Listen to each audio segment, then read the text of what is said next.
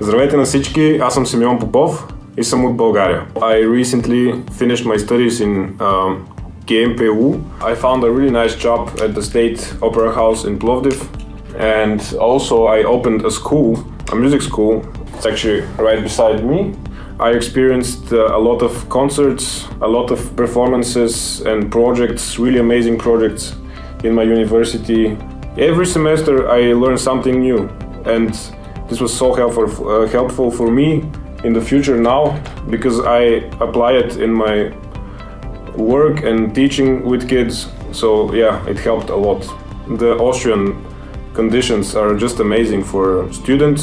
You get the chance to have a lot of sponsorships and also financial help.